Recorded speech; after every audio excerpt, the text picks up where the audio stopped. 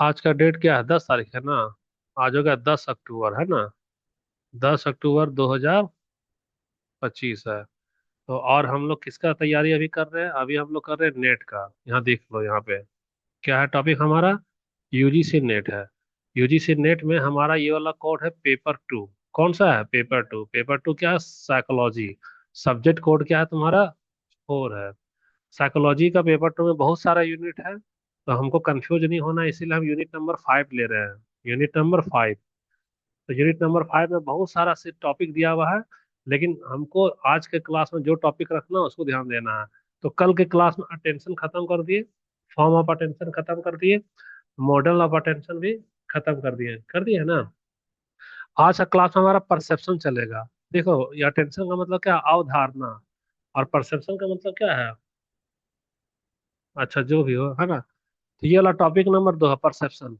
तो परसेप्शन में हम ज्यादा नहीं करेंगे, एक दिन में नहीं संभव उतना, तो करेंगे सिर्फ अप्रोच क्या होता होना चाहिए। स्टडी जब करोगी तो परसेप्शन करने का अप्रोच क्या होना चाहिए, गेस्टाल्ट का थ्योरी क्या होता है, गेस्टाल्ट का क्या होता है, और इसका साइकोलॉजिकल अप्रोच क्या होता है, यही ही समझेंगे।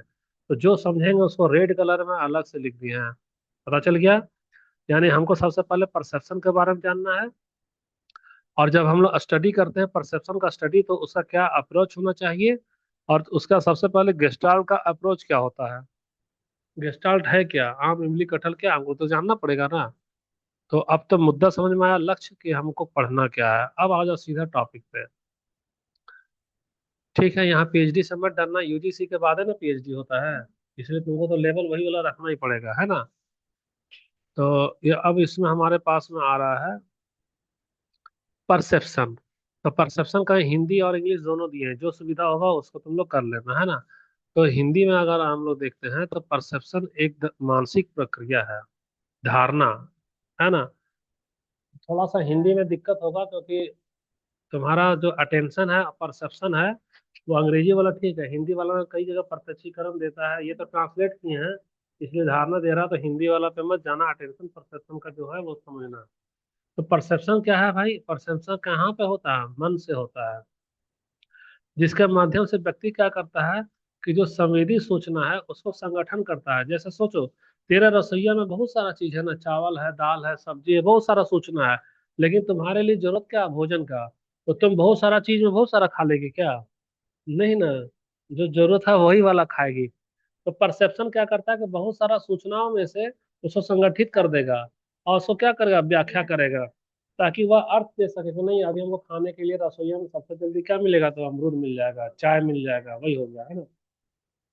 तो देखो कि जो भी तुमको सूचना मिलता है ना, वो होता है सक्रिय और होता है निष्क्रिय। जैसे तुम हमसे भी पढ़ रही है और रोड में आगे भी जा रहा है, तो मेरा वाला सूचना जो प्राप्त कर रही है वो सक्रिय हो गया, और बगल का रोड का आदमी जो जा रहा है वो सूचना तो मिला है, लेकिन कैसा हो गया? निष्क्रिय हो गया, है ना। तो कई बार परसेप्शन जो होता है वो सक्रिय और निष्क्रिय दोनों ना हो जाता है। तुमसे हम तुमको पढ़ा रहे हैं, पीछे से कोई लड़की तुमको गुदगुदी भी कर रही है, तो वो बोला है भले निष्क्रिय, लेकिन परसेप्शन तो हो ही रहा है। तो कह रहा है कि खाली सक्रिय और निष्क्रिय रूप से परसेप्शन नहीं है, बल्कि क्या है? उस सूचना का तुमको चयन करना है, किसको सेलेक्ट करे, किसको रिजेक्ट करे, कैसे ऑर्गेनाइज करे, और कैसे तुम उसको व्याख्या करो। यही हमारा परसेप्शन का मतलब है। ज्यादा टाइम नहीं लेंगे, उदाहरण में आ जाओ। यहाँ पे देखो, जैसे कि when two people hear the same sound, जैसे एक ठो ने तड़ाक का आवाज सुना, कैसा सुना दिया? तड़ाक का आवाज सुना। तो पहला आदमी सोचेगा कि जरूर ना कोई ना यहाँ पे हमको ना चाटा मार रहा है किसी को, है ना, पहला। और दूसरा सोचेगा कि कोई ऐसा व्यक्ति है जो कि ऐसा चप्पल पहना है जो कि पड़ाक पड़ाक का आवाज करके निकाल रहा है। तो पहला आदमी तड़ाक का मतलब क्या समझेगा? कि उसका चप्पल आवाज कर रहा है। और दूसरा आदमी सोचेगा कोई आदमी किसी को क्या मारा है? चांटा मारा है। तो देखो, सेम साउंड है, साउंड हमारा क्या है? सेम है, लेकिन परसेप्शन क्या हो गया? अलग अलग ना हो गया।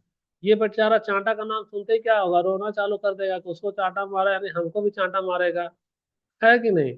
आइए वाला मुस्कुराएगा, करे ये तो अजीब जैसा चप्पल है, क्या धांसू चप्पल है, चटाक चटाक का आवाज आ रहा है। जैसे मोटरसाइकिल में, बुलेट में कोई लड़का लोग साइलेंसर निकाल देता है, जब रोड में चलेगा ना, तो बुलेट से ढक ढक आवाज आएगा जैसे गोली चल रहा है। तो पुलिस क्या करेगा? पकड़ करके उसको खूब पीटेगा, क्योंकि पुलिस सोचेगा अपराधी गोली चला रहा है। और आम आदमी सोचेगा कि अरे देखो कैसा लड़का है, कैसा फटा फटा आवाज निकाल रहा है। अब समझ में आया है कि यानी कि परसेप्शन में क्या होता है, हम लोग अलग अलग तरीके से व्याख्या करते हैं। जिसको जैसा अनुभव है, जो कभी जिंदगी में चाटा खाया होगा वो पक्का चाटा वाला सोचेगा, और जो अच्छा चप्पल पहन के जा रहा है वो पक्का चप्पल वाला सोचेगा। तो ठीक है भैया, तो अब तुमको मोटा मोटी परसेप्शन क्या होता है वो समझ में आया है। ठीक। जैसे देखो, एक तड़ाक का आवाज सुन रहा है, तड़ाक का आवाज सुना ना बिजली का, तो ये सोचा अरे बाप रे मेरे ऊपर बिजली गिरे, घर होने होने वाला होगा, मम्मी बचाओ जल्दी से घर ले जाओ। और ये जैसे तड़ाका सुनेगी तो घर में फोन करेगी, अरे लगता है बारिश होने वाला है, काम करो कपड़ा जो डाला है ना उसको अंदर कर लेना। देखो दोनों के लिए ध्वनि समान है, धारणा अलग बन गया ना। और जब तुम बैठी थी ना उतना देर से यही वाला इमेज डाल रहे थे, क्योंकि इमेज डालने से क्या होगा, बैठ जाएगा ना दिमाग में, इसलिए टाइम लगता है। नोट्स भले तुमको लगता होगा आधा घंटा पढ़ाए हैं, लेकिन आधा घंटा के पीछे 4 4 घंटा का मेहनत छुपा रहता है। और दूसरा ये वाला एग्जाम्पल ना सोचना पड़ता है। ये एग्जाम्पल क्या होता है, तो किताब में तुम खरीद लो, एग्जाम्पल उतना ज्यादा नहीं देगा, वो खाली रटा रटा थ्योरी देता। तो ये वाला चीज हम अपने मन से निकालते हैं और ये वाला पिक्चर डालते हैं एक्स्ट्रा, तो इसी में टाइम लग जा रहा है। अब इससे तुमको परसेप्शन समझ में आ गया कि परसेप्शन में सक्रिय और निष्क्रिय दोनों सूचना प्राप्त करते हैं, लेकिन हमको जैसा अनुभव है उसके अनुसार हम लोग क्या करते हैं, उसको व्याख्या करते हैं। अच्छा, अब आओ अगला वाला में। अब अप्रोच कैसा होना चाहिए, यानी कि सुनो भाई, तुम तो पता चल गया ना कि तुम्हारे जैसा अनुभव वैसा ना व्याख्या करेगी। तो देखती हो नया नया शादी होता है ना, तो बहू जैसे चलेगी उठेगी ना, तो सास उसका अलग व्याख्या करेगी, अरे बड़ी टेढ़ी है, कैसे ऐठ के चल रही है ना। और उसका हस्बैंड उसका अलग व्याख्या करे, नहीं मेरे लिए तो ठीक है। और देखो बहू का चलना तो सबके लिए बराबर है, लेकिन दृष्टिकोण अलग होने से परसेप्शन तो अलग ना हो रहा है। अब यानी दृष्टिकोण, यानी कि जब जब तुम जो सब पढ़ाई कर रही हो, जब तुम अप्रोच कर रही हो स्टडी का, यानी कि तुमको अब उसका परसेप्शन करने का क्या क्या अप्रोच उसको अच्छे से जानना होगा। हल्का सा अप्रोच गड़बड़ लगा दी तो तेरा परसेप्शन जिंदगी भर के लिए क्या होगा, गड़बड़ ना हो जाएगा। अब वहीं पे तुम्हारा एक आता है, अप्रोच की बात करते हैं, तो अप्रोच गेस्टाल्ट का एक अप्रोच है। किसका अप्रोच है, देखो गेस्टाल्ट एक विचारधारा है। गेस्टाल्ट एक विचारधारा, एक साइंटिस्ट है गेस्टाल्ट। इनकी बात को बाद में बहुत सारे साइंटिस्ट फॉलो किए। तो जो जो साइंटिस्ट फॉलो किए ना इनकी बात को, तो वो सारे साइंटिस्ट का बात क्या कहला, गेस्टाल्ट का अप्रोच, कि हम गेस्टाल्ट से क्या है, सहमत हैं। क्या है, गेस्टाल्ट से सहमत है। तो गेस्टाल्ट क्या है, तो गेस्टाल्ट एक मनोवैज्ञानिक है। लेकिन गेस्टाल्ट की थ्योरी को जो वैज्ञानिक उनके बाद में फॉलो किए, क्या उनको फॉलो किए, मैक्स वेथहाइमर फॉलो किए, कोहलर फॉलो किए और काफा फॉलो किए। तो ये जब सारा विचार दिए तो सारा का सारा विचार क्या कहला है, गेस्टाल्ट अप्रोच। क्या कहला है, गेस्टाल्ट अप्रोच। तो गेस्टाल्ट अप्रोच बोलता है कि समष्टि जो है वह अपने अवयव के योग से अधिक होती है। इसका अंग्रेजी देखो, भी बोलता है क्या, कि the whole is greater than the sum of its parts. अब ये तुमको कुछ नहीं समझ में आएगा, खाली ये लाइन याद रखो, the whole is greater than the sum of its parts. यहाँ तक ये वाला लाइन याद है। अब इसका मतलब हम समझा रहे हैं। इसका मतलब का है गेस्टाल्ट का अप्रोच। पहले यहाँ पर हम थोड़ा सा कोशिश करते हैं, लिख देते हैं, है ना। The whole is greater than, क्या था हमारा, the whole is greater than sum of its parts, ये ना, सम ऑफ इट्स पार्ट्स। अच्छा ठीक है, अब देखो, तुमको ना एक हम प्रैक्टिकल करके देख रहे हैं, तुमको बताना है। क्या बताना है, तुम बताओ कि हम क्या बनाने जा रहे हैं। बताना है तुमको कि क्या ड्राइंग बनेगा, क्या ड्राइंग बन रहा है, ठीक है। ऑप्शन दे दे रहे हैं, जानवर, फिर ऑप्शन दे दे रहे हैं, इंसान, फिर ऑप्शन दे दे रहे हैं, कोई भी वस्तु, और अगला ऑप्शन दे रहे हैं कुछ भी नहीं, कुछ भी नहीं। अब सोचना है क्या क्या होने जा रहा है ना। हम तो ऐसा करके ऐसा कर दिए। ठीक है। उसके बाद में हम ऐसा करके एक धनुष बना रहे हैं। कुछ आइडिया लग रहा है? ऑप्शन से कुछ मैच कर रहा है? क्या मैच कर रहा है बताना। आदमी का ना।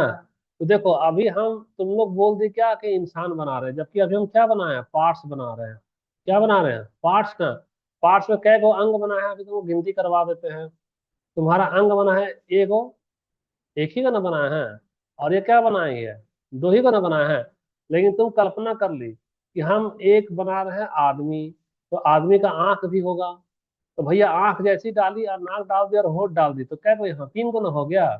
तो तुम तो अपने मन में इसका तो ऐसे भी डाल दी होगी, तुम तो इसका बाल भी डाल दी होगी। तो बाल तो देखो ये वाला तेरा ज्यादा हुआ कि नहीं? इसमें तीन से ज्यादा ना पार्ट हो गया। और ये वाला पार्ट तेरा क्या हो गया, कम हुआ कि नहीं? तो देखो जब ज्यादा है यानी कि whole is greater. Whole is greater than the sum of its parts. तुमको हम टुकड़ा टुकड़ा में दिखाएंगे, जैसे ना कि तेरे बगल में कुछ लड़की बोली कि ना कान में खुसुर फुसुर खुसुर फुसुर, तो वह पार्ट सोच रही है। और तुम परसेशन जोड़ लेगी, मेरे ही बारे में चुगली की है, ये की है, वो की है, फलाना ढकाना। ये कौन कहता है? गेस्टाल्ट का। ये इशारा काफी है, बोलता है ना कि डूबने को तिनके का सहारा। तो यही अप्रोच जो है गेस्टाल्ट अप्रोच कहलाता है। The whole is greater than its parts या सम ऑफ इट्स पार्ट्स। तुम टुकड़े टुकड़े को कितना भी जोड़ लो, लेकिन उसका जो होल है वो हमेशा पार्ट से बड़ा हो जाएगा। क्योंकि हम तो इसमें खाली नाक दिखाया और होठ दिखाया, कुछ दिखाया नहीं है। अब आया समझ में? लिखना चालू कर दो। देखो यहाँ पे, देखो यहाँ। जैसे कि ऐसा एक पजल है, ऐसा एक पजल है। पजल है ना, तो बच्चा लोग क्या करेगा, एक पजल को देखेगा दिमाग में आकृति बना लेगा, अरे इसको ना ऐसे से फंसा देना है। वह एक होल को क्या किया, ज्यादा ना कर लिया। ज्यादा कर ले, होल हमारा ग्रेटर हो गया, अब फंसा ही देता है। क्योंकि जब तक लड़का दिमाग में ऐसा नहीं सोचेगा वो फंसा पाएगा क्या? नहीं फंसा पाएगा। तो ये वाला वो देखो कार्टून, ये क्या दिखा रहा है? यार गेस्टाल्ट का मूल सिद्धांत दिखा रहा है कि मानव का मस्तिष्क सूचना को से अलग अलग हिस्से में नहीं बांटता है। ये अलग अलग है ना, तो तुम अलग अलग नहीं बांट गए, तुम उसको क्या करे, होल में ले लेगी। भले तुमको टुकड़ा टुकड़ा में सूचना मिले, जैसे तुम्हारा बिजली बिजली का तड़ाक तड़ाक आएगा तो एक पार्ट ना आया, तुमको होल में बता देगा, अरे जल्दी से अंदर आओ, कपड़ा ये करो, बारिश आएगा, तूफान आएगा। यही अप्रोच हो गया, आपको समझ में आ गया होगा तुमको। अब इसका उदाहरण आ जाओ, सुनो। हम तुमको हल्का सा बोलेंगे, धुन कोई सुना देंगे, है ना? तुम जैसी धुन सुनेगी पूरा गाना का नाम बता देगी ना। क्या रे, ये दिलवाले दुल्हनिया का था, शाहरुख खान ऐसा हीरो था, ये वाला था। तो हम लोग क्या करते हैं, हम लोग हल्का सा पार्ट सुनेंगे और पूरा गाना का होल निकाल लेंगे, पिक्चर भी निकाल लेंगे। ये लड़का हल्का सा धुन सुन रहा है तो खो गया, अरे ये तो गोविंदा का पिक्चर का है। क्लियर हो गया हमारा पहला। दूसरा वाला में देखो पिक्चर डाले हैं, चित्र और आकार वाला, है ना? देखो, जब हम लोग बिंदु से बने अधूरे वृत्त को देखते हैं तो हमारा मस्तिष्क उसको क्या मान लेता है, पूरा वृत्त मान लेगा। जैसे देखो यहाँ पे, ये ऐसा ऐसा दिखा दे रहा है, पर बच्चे पूछे ये क्या है, तो बच्चा तुरंत से बोलेगा ये तो पूरा वृत्त है। जबकि है क्या, अधूरा है। तुम बोलेगे कि ये तो अधूरा है, तो वो बच्चा क्या बोलेगा, बोले अरे सर अधूरा कैसे, इसको यहाँ यहाँ ऐसे जाकर के मिला देंगे तो वृत्त ना हो जाएगा। बच्चा क्या मान लिया इसको, अभी से होल मान ले रहा है। बच्चा तुरंत बोल देगा कि नहीं सर, इसको हम ऐसे मिलाए, ऐसे मिलाए, ऐसे मिलाए, तो ऐसे से करके क्या बन गया, वृत्त बन गया। यानी पार्ट को दिखाया और होल का कल्पना कर लिया। थोड़ा सा छोटा कर देते हैं इसको, तुमको दिक्कत होगा। ठीक है ना यहाँ? अच्छा, और एक एग्जांपल दिए हैं, चेहरे की पहचान। चेहरे की पहचान में पिक्चर में दिखाता है ना कि होठ दिखाएगा, नाक दिखाया, बोले ये बताओ कैटरीना का है कि करिश्मा का है कि माधुरी का है, देखो ना ऐसा सीरियल में। तो दिखाता तो मात्र तीन गो चीज देखा था, पूरा का पूरा हीरोइन का वो सही नाम बता देता है ना। तो ये क्या, किसका एग्जाम्पल है? The whole is greater than sum of its part. और ये कौन सा सिद्धांत है? गेस्टाल्ट का सिद्धांत। अब ये बताओ कि तीन चीज अच्छे से समझ में आया? आ गया ना? पिक्चर नहीं डालते तो कुछ थोड़ा सा दिक्कत होता है, या एग्जाम्पल नहीं डालते तो। और किताब में तेरे पास गाइड है, जाके देख लो। वहाँ खाली क्या लिख देगा, the whole is greater than sum of its part. और हिंदी तो और कठिन है, लिखेगा समग्र जो है सब व्यष्टि से ज्यादा बड़ा होता है। आप समझते रहो बेस्टी। ये तुम्हारा एक ठो खत्म कर दिए। सारांश क्या होता है कि मानव का मस्तिष्क सूचना को अलग अलग हिस्से में नहीं बांटता है, बल्कि हल्का सा तुम नाक दिखाएगी, होठ दिखाएगी ना, तो उसको संगठित करेगा और बता देगा कि यह माधुरी का है कि किसका है। यानी संगठित करके संपूर्ण अर्थ निकाल लेता है। यह कौन सा सिद्धांत है? गेस्टाल्ट का मूल सिद्धांत हो गया। क्लियर हो गया ना यह? तो तुमको गेस्टाल्ट का अप्रोच पता चल रहा है ना? अब परसेप्शन भी बता दिए, गेस्टाल्ट का अप्रोच भी बता रहे हैं। अब देखो, गेस्टाल्ट का जब अप्रोच है तो गेस्टाल्ट कुछ तो नियम बताया हमने होगा कि किस किस नियम से आदमी जो है सो पार्ट को देखता है और उसका होल का कल्पना कर लेता है। कुछ तो रीजन दिया होगा, तो उसे लगभग 5-6 रीजन उसको याद रख लेना होगा, है ना? तो याद रखना होगा, तो पहला वाला है हमारा लॉ ऑफ प्रॉक्सिमिटी। हिंदी में बोलते हैं इसको निकटता का नियम। तो निकटता का नियम का मतलब क्या होगा? जब बिंदु एक दूसरे के पास होते हैं, देखो पहले तो इसका डिफिनेशन समझो। बोलता है ना, elements close to each other tend to be perceived as a group. बोलता है कि अगर दो को बिंदु एक साथ है ना, तो हम लोग अलग अलग बिंदु को नहीं देखकर उसको कैसा देखेंगे? एक तो समूह के रूप में देखते हैं उसको। हम लोग बोलते हैं क्या? Law of proximity. इसका पहले कुछ उदाहरण हम लोग देख रहे हैं, है ना? जैसे देखो, कक्षा में जो विद्यार्थी एक दूसरे के पास बैठते हैं, उनको शिक्षक या अन्य विद्यार्थी अक्सर एक ही समूह या मित्र मान लेते हैं। मान लो तेरे पास में जो लड़की लगातार बैठ रही, तो अचानक बोला, अरे तुम लोग एक ही घर की हो क्या? एक ही एरिया से आती हो? होता है कि नहीं ऐसा? हाँ। तो ये कौन सा नियम में चला गया यार? निकटता का नियम। निकटता का नियम का लॉ ऑफ प्रॉक्सिमिटी ही है ना ये वाला। इसका हेडिंग क्या है ये? हाँ, लॉ ऑफ प्रॉक्सिमिटी। यानी कि अगर दो वो चीज एक पास बैठ रहा है ना, तो उसको आदमी लोग एक समूह मान लेगा। जैसे चोर के पास पास में अगर पुलिस बैठा है, तो आदमी लोग सोचेगा ये भी क्या है, उसी से मिला हुआ है। गांव में किसी से झगड़ा हो जाएगा ना, और तुम उससे जाकर बतियाएगी, तो बोले यार अच्छा ये उसका साइड ले रहा है। तो ये किसका हो गया? लॉ ऑफ प्रॉक्सिमिटी हो गया। पहला तो समझ में आ गया। दूसरा वाला उदाहरण देखो। दुकान में जब एक ही प्रकार का शैम्पू लगा दिया है ना, लेकिन कोई कंपनी अलग अलग है। ये मान लो हिमालय का है, ये मान लो रेनॉल्ड का है, अलग अलग कंपनी का शैम्पू, लेकिन अगर एक ही अलमारी में रखा है, तो कस्टमर उसको क्या सोचेगा? अरे ये सारा का सारा जो है सो बाबा रामदेव वाला ही शैम्पू है। अगर मान लो तुम ऊपर का पतंजलि देगी और नीचे कोलगेट वाला भले लगा, लेकिन अगर लिख दी है पतंजलि अलमारी में, तो पब्लिक सोचेगा पूरा शैम्पू किसका है? पतंजलि का ही है। वो एक उसको क्या मानता है? ग्रुप में मान लेता है। एक ही प्रकार का उत्पाद पास पास रख दिया है, भले ब्रांड अलग है, तो उसको के लोग सोचेगा ये उसी चीज का ही हिस्सा है। अच्छा, तीसरा देखो। मोबाइल का स्क्रीन पर जो आइकन आसपास रखे होते हैं, जैसे व्हाट्सएप है, इंस्टाग्राम है, फेसबुक है, तो उसको किस ग्रुप में रख देता है? सोशल मीडिया ग्रुप में। रखती हो ना तुम लोग भी? कर, ये तो सोशल मीडिया है। जबकि अलग अलग, व्हाट्सएप अलग है, फेसबुक अलग है, इंस्टाग्राम अलग है। तो तीन उदाहरण काफी है। लॉ ऑफ प्रॉक्सिमिटी समझ में आ गया? क्या होता है लॉ ऑफ प्रॉक्सिमिटी? अगर सटा सटा हुआ है, उसको लोग एक ग्रुप में मान लेता है, जबकि वो होता अलग है, लेकिन उसको एक ग्रुप में मान लेता है। वो क्या? Law of proximity. यानी कि निकटता का नियम। ये क्या? निकटता। यानी अगर निकट रख देगी तो वह हो जाएगा उसी के पार्टी का हो गया। अच्छा, तो गेस्टाल्ट का पहला लॉ हो गया। गेस्टाल्ट अप्रोच क्या होता है? सुनो, पहले तुम लोग ध्यान लगा रहे हैं। गेस्टाल्ट का अप्रोच होता है कि the whole is greater than its sum of parts. यानी कि अगर हम आंख देखेंगे, तो खाली आंख नहीं देखेंगे, हम जान जाएंगे यह पूरा आदमी ही है। यह गेस्टाल्ट का अप्रोच है। लेकिन गेस्टाल्ट इसके पीछे कौन कौन सा नियम लगा दिया है, क्यों ऐसा होता है, तो कारण है। पहला क्या है? Law of proximity. Law of proximity हो गया। दूसरा क्या है? Law of similarity. Law of similarity का मतलब है कि एक ही रंग और रूप वाले वस्तु को हम एक ही समूह में देखते हैं। जैसे कि लिखने में मत ध्यान दो, जब यहाँ दिखाएंगे तो यहाँ देखो ना भाई। लॉ ऑफ सिमिलरिटी क्या हो गया? एक जैसा दिखने वालों को एक ही ग्रुप में डाल देगा। जैसे देखो, यहाँ लड़की है लड़का है, ड्रेस अलग अलग है ना भाई। तुम गौर से सोचो तो ये लड़की है और ये क्या है? लड़का है ना? लेकिन ड्रेस तो एक ही जैसा है। एक ही जैसा है, तो ये लोग बोले अरे ये सारे के सारे कौन है? स्टूडेंट हैं। कौन है? स्टूडेंट है। यहाँ लड़का लड़की बोलता है क्या? क्या बोलता है? स्टूडेंट। अभी भी बोलता है स्टूडेंट। तो यह किसमें चला गया, गेस्टाल्ट का थ्योरी सच हो रहा है ना। तो ये कौन सा थ्योरी में चला गया बता सकते हो, लॉ ऑफ सिमिलरिटी। यानी कि जो दिख एक रहा है उसको एक ही मान लेता है, जो दिख एक रहा है उसको क्या मान लेता है, एक मान लेता है।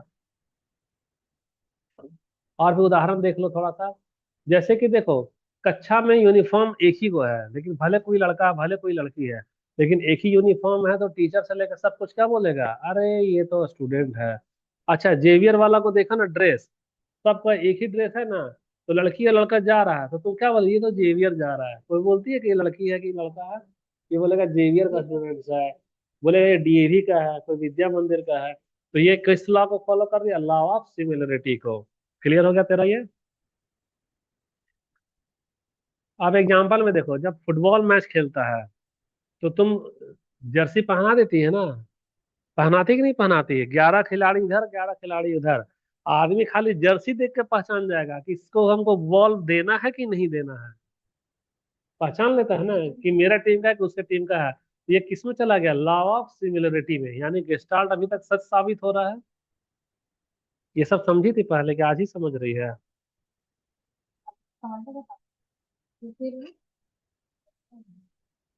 ठीक लग रहा है ना क्लास। तीसरा देखो, किसी वेबसाइट पर किसी वेबसाइट पर नीले रंग के बटन उपयोगकर्ता को एक समान कार्य जैसे कि सबमिट के रूप में दिखते हैं, चाहे वे अलग अलग स्थान पर क्यों नहीं। फॉर्म भरी होगी नहीं, नीचे में सबमिट वाला आता होगा तो वो लोग कलर को एक ही कर देगा। सबमिट यानी कि वो सबमिट करना है। 60 सा कौन सा सब्जेक्ट है मनीषा। अच्छा, तो तुमको समानता का लॉ ऑफ सिमिलरिटी भी बता दिए। अब मेरे साथ दोहरा, सबसे पहले परसेप्शन क्या होता है भाई। तो परसेप्शन क्या, यानी कि बिजली कड़का तड़ाक से, एक लड़की फोन कर रही है कि कपड़ा अंदर कर लो, और एक लड़का रोने लग गया, अरे मेरे ऊपर बिजली में गिर गया, थप्पड़ हो गया। यानी अनुभव के आधार पर अप्रोच अलग अलग लगाता है और व्याख्या अलग अलग करता है, जबकि चीज एक ही होता है। वो हो गया परसेप्शन। तो अब परसेप्शन का हमको अप्रोच समझना होगा। तो पहला अप्रोच किसमें आ गया, गेस्टाल्ट में। तो गेस्टाल्ट का थ्योरी क्या कहता है कि the whole is greater than sum of its parts. तो भैया पूछा क्यों ऐसा कह रहे हो, तो बोला चलो हम तुमको सबूत देते हैं। तो पहला सबूत क्या दिया, law of proximity. Law of क्या दिया, प्रॉक्सिमिटी, निकटता का नियम। दूसरा दिया लॉ ऑफ सिमिलरिटी, अगर समान है तो एक ही जगह मान ले रहे हैं। अब तीसरा वाला क्या देगा, सोच सकती हो, law of closure. Law of closure, closure का मतलब होता है कि हमारा मस्तिष्क अधूरी आकृति को भी क्या मान लेता है, पूर्ण मान लेता है। जैसा अभी तुमको एग्जाम्पल हम दिखा रहे हैं, हम तुमसे पूछेंगे कि चलो भैया यह एक क्या है, क्या बना रहे हैं, तो तुम लोग क्या बोलोगी, वर्ग है कि आयत है, बताना। वर्ग नहीं है, यह क्या बना दी, आयत बना दी है ना, आयत। लेकिन तुम खुद सोचो कि आयत में ऐसा कोई गैप होता है क्या, नहीं ना होता है, नहीं होता है। लेकिन तुम अभी क्या मान ली, सब पूरा मान ली ना, तो क्लोज कर दी।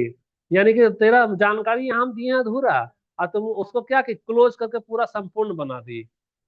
तेरे सामने में सबूत मिल गया। तो यह क्या है, लॉ ऑफ क्लोजर, यानी अधूरी जानकारी अगर कोई मान लो कुछ भी कानाफूसी कर रहा है ना, मिला अधूरा जानकारी है, तो बोले वो पक्का मेरे ही शिकायत कर रही थी, उससे अब हमको बात नहीं करना, उसका नंबर ब्लॉक कर दो। यानी पूरा उसका क्रियाक्रम कर दिए। तो ये कौन सा लॉ हो गया, लॉ ऑफ क्लोजर, यानी कि अधूरी आकृति को भी, अधूरी जानकारी को भी मस्तिष्क अपने मन से क्या कर लेता है, पूर्ण कर लेता है। इसीलिए असाइनमेंट में टीचर 5 को बता देगा क्वेश्चन और 10 को अधूरा छोड़ देगा। तो लॉ ऑफ क्लोजर में क्या होगा, घर जाकर क्या करेंगे, उसको पूर्ण कर लेंगे, कर लेते हैं पूर्ण। जैसे देखो यहाँ डॉट डॉट लगाया, पूछेंगे क्या है भैया, तो बोले ये तो एक सर्कल है, लेकिन खुद सोचो यहाँ तो गैप है ना, गैप है कि नहीं है। अच्छा, सड़क पे देखना, सड़क पे ना, रोड में जी हाईवे में जाओगी तो ऐसा करके पट्टी दिया रहेगा, चौड़ा चौड़ा पट्टी, चौड़ा चौड़ा। तो ना तुम जब गाड़ी चलाएगी ना तुमको एक सीधा लाइन में दिखेगा, लेकिन जब उससे पास आएगी तो देखेगा अरे यहाँ तो गैप भरा पड़ा है। लेकिन वहां तुमको दिमाग चलाते समय देखना ना, पूरा एक लंबा लाइन दिखेगा। तो वो लंबा लाइन होता है क्या, गैप होता है। तो तुमको लॉ ऑफ क्या बता दिए, क्लोजर ही बता दिए। पहला था law of proximity, law of similarity और लॉ ऑफ क्लोजर, 3 हो गया तेरा। सब्जेक्ट का नाम बता मनीषा, क्या है। 8.5 सही है। ठीक, देखो फटाफट क्वेश्चन देखो यहाँ पे। लॉ ऑफ क्लोजर के अनुसार अधूरी आकृति को दिमाग कैसा ग्रहण करता है? तो कैसा ग्रहण करेगा? पूर्ण और संपूर्ण रूप से ग्रहण करेगा। तेरा एमसीक्यू नहीं डाल पा रहे हैं ना, टाइम बहुत लग जाता है ना। लेवल तुम लोग 2-3 महीना में तो खत्म होता भी नहीं है सब सिलेबस। क्वेश्चन नंबर दूसरा देखो। निम्न में से कौन सा उदाहरण समापन यानी क्लोजर नियम को सर्वश्रेष्ठ रूप से दिखा रहा है, बताना। पास पास के तारों को एक समूह में मान लेना, बिंदु से बने वृत्त को एक पूर्ण वृत्त के रूप में, यही वाला सही होगा। बी वाला ही ना सही होगा।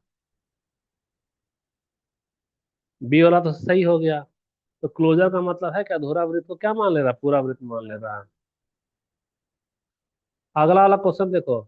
लॉ ऑफ क्लोजर किसमें सहायता करता है, बता सकती हो? अधूरे दृश्य को पूरा करने में सहायता करता है। ये भी हो गया हमारा। अच्छा, उसका लॉ ऑफ क्लोजर में अगला। अच्छा, अगला वाला पॉइंट क्या है? Law of continuity. अभी का क्लास इतना ही तक खत्म करेंगे, है ना। पॉलिटिक्स शुरू हो रहा है। वीडियो जाएगा तो जो पढ़ा रहे हैं उसको क्या करना है, कॉपी में नोट करना है। जैसा तरीका सिखाया है वैसे ही करके। अभी बहुत सारा लॉ है बचा हुआ है। हाँ। अब देखो, लॉ ऑफ कंटिन्यूटी क्या होता है। हम दृश्य रूप में लगातार प्रवाह को प्राथमिकता देते हैं। जैसे कि सड़क वाला उदाहरण है कि इस तरह से हल्का हल्का बीच में सड़क में ऐसा लाइन दिया रहता है ना, तो यह क्या है, हमारा गैप ना है। लेकिन तुम उसको दिमाग में कैसा, लंबा लाइन है सड़क में, ऐसा सफेद रंग का पट्टी नहीं बना देता है। तो तेरा दिमाग अधिकतर बोलेगा लंबा लाइन है, लेकिन नजदीक जाके देखेगी तो वो क्या, गैप है। तो कौन सा, ये लॉ ऑफ कंटिन्यूटी है। किसमें आ गया ये? लॉ ऑफ कंटिन्यूटी में आ गया। ये ऐसा लंबा दिखेगा। ठीक है। उसके बाद में देखो, उदाहरण में आप राजमार्ग पर वाहन चला रहे हैं, बीच की टूटी फूटी सफेद रेखाएं हैं, तो वह आपको कैसा दिखे, कंटिन्यूअस लाइन की जगह दिखती है। ये किसमें चला गया? सातत्य का नियम, यानी law of continuity. Law of निरंतरता का नियम। इसका हिंदी क्या दिया है देखो। लॉ ऑफ कंटिन्यूटी यहाँ लिखा सातत्य, ठीक है। निरंतरता जो भी मेन अंग्रेजी को याद रखना है ना। लॉ ऑफ कंटिन्यूटी यानी कि वो अधूरा को कंटिन्यू मान दे रहा है। अच्छा, दूसरा वाला देखो। जब हम किसी परिचित धुन को सुनते हैं तो हम उसे लगातार बहते हुए संगीत लय के रूप में अनुभव करते हैं, न कि अलग अलग स्वर के रूप में। देखते हैं ना, हल्का सा म्यूजिक बजा देता है तो पूरा का पूरा पता चला, कंटिन्यू गाना के बारे में सोच ले रहे हैं। तीसरा है कि जब आप बिक्री दर्शाने वाले रेखाचित्र को दिखाते हैं कि वह आपको वह एक सतत देखे, जैसे बेच रही माल, बोले आज सोमवार को इतना ही बिकेगा, फिर इतवार को बंद, फिर इतना दिन में इतना जा रहा है। तो तुम मन में इमेजिन कर रहे कि हाँ ये अच्छा, हमारा बिक्री आगे वाला दिन में भी होगा।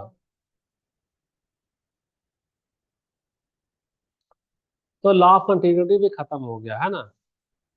अब तेरे पास में और भी है, बचा हुआ है। ये सब कल करेंगे, ठीक है। Law of figure ground.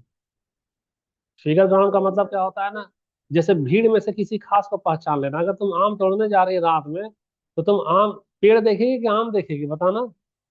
आम ना देखेगी। बैकग्राउंड को तो इग्नोर ना कर दे रही है। अगर ये तुम हमको ढूंढ रही है तो 100 बच्चा के बीच में तुम हम ही को ना खोज लेगी। बैकग्राउंड में जो भी आदमी उसको परवाह, मैंने उसको साइड कर दे रही है। तो इसको law of figure, figure ground का मतलब है कि बैकग्राउंड में जो भी चल रहा है उसको हटा दो, और जो तुमको चाहना है उसको खींच लो। वही है लॉ ऑफ फिगर ग्राउंड। यानी ग्राउंड में से कोई सी खास कोई उठा लो, बाकी को ग्राउंड में रहने दो। पिक्चर समझ में आया? जैसे ये वाला कल, हाँ, रोबिन सुबेस वाला पढ़ी हो ये वाला, क्या होता है ये? ठीक है, कल बताएंगे सबको डिटेल में, है ना। जैसे हम लोग आम जब बचपन में तोड़ने जाते थे तो आम का पेड़ को देखते थे तो हम खाली आम ढूंढ रहे हैं, पेड़ को साइड कर दिए हैं। कहाँ आम है, कहाँ आम नहीं है। किसी भीड़ में अपने को खोज रहे हैं, खोज रहे तो पता चल जाता था ना, अच्छा यहाँ पे ही ये है, वही है ये। हाँ। जैसे कि देखो ना, मान लो कि देखो रूबिन फूलदान में एक क्या करता है, सफेद फूलदान देखता है। फूलदान का देखता है, अच्छा ठीक है सब कल कर लेंगे। टाइम हम लोग का हो रहा है। नेक्स्ट क्लास हम लोग नेक्स्ट डे करेंगे, ठीक है। अभी के लिए इतना ही।